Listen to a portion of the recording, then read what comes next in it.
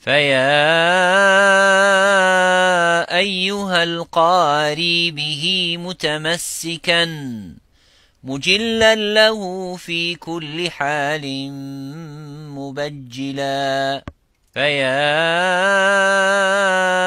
أيها القاري به متمسكا مجلا له في كل حال مبجلا. بسم الله الحمد لله والصلاة والسلام على رسول الله. السلام عليكم ورحمة الله وبركاته. My name is Khalid Abu Shafi' and I'm your host in this Tajweed podcast. This is video number 12 on the makhraj and the point of articulation of the ra. First of all, I would like to thank all the people who have emailed me and supporting the Tajweed podcast and the videos. And Jazakumullahu khairan, these brothers and sisters who have also added into the guest book. I would like to thank you again, and may Allah subhanahu wa ta'ala reward you for that. I was busy lately with family and work and traveling overseas. Inshallah, we will be back and we continue our Tajweed podcast. And today, inshallah, we are going to talk about the letter Ra. The last video, it was about the letter Noon. And Noon and Ra come from the same makhraj. There is no difference slightly. There's slightly the only difference that the makhraj of the Ra use the tip of the tongue but slightly doesn't touch. As with the Noon, it touches behind the gums or behind the incisives. So what happens, slightly the Ra, it goes like with sides, as you can see, turns around with the sides, and slightly there is a gap between the gums and the tongue and vibrates once and say ar, ar. And of course we have to, because this is a very hard to control the vibration of the Ra when you try to say examples. So when someone say, for example, Ra with a shadda such as arra, arra, so instead of saying ar-Rahman ar-Rahim, you would say ar-Rahmani, vibrating twice and not 3 or 4 or 5 times to make insisting of that tashdid of the Ra. So it is exactly similar to the Noon, that the air comes and they use the tip of the tongue. The only thing, the tip of the tongue uses the top of, it's called Zahrul Lisan, the tip plus Zahr, which is the top part of the tip, slightly vibrates and doesn't touch, leaves a little bit of gap between the incisive, the top, and the tip of the tongue, and say ar. And we are going to see what is the difference between the Ra, which is full mouth, and the Ra that is empty mouth. This is the Ra in the position of Tafkhim. The Ra and the Lam, as you know, and we are going to talk about the Sifat, Tafkhim and Tarqiq, the full mouth and the empty mouth, which is to make it heavy or slightly empty mouth.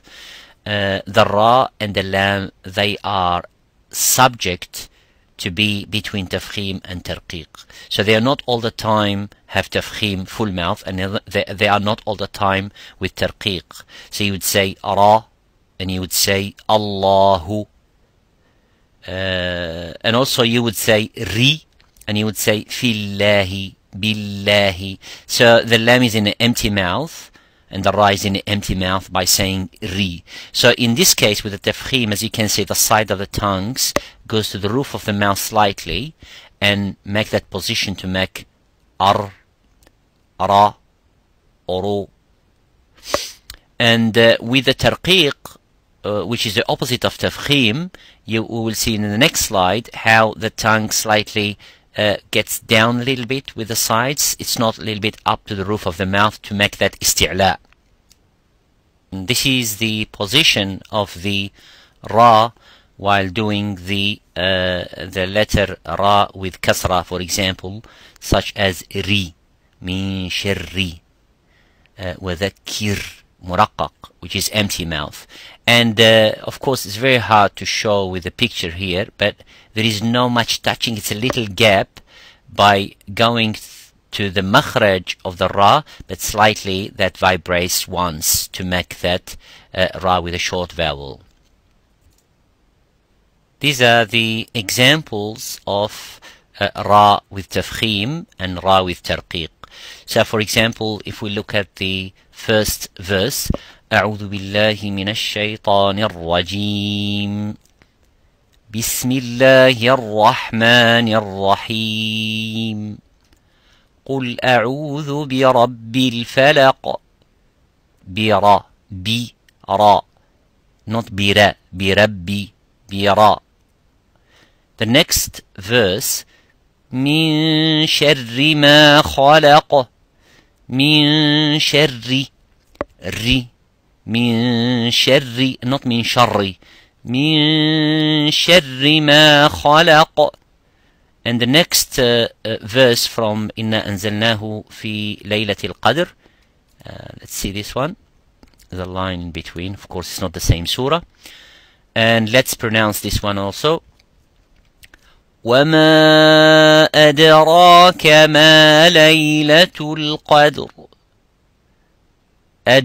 أدرى ليلة القدر. So if we, of course, there is a ra, there is a kasra as you can see here.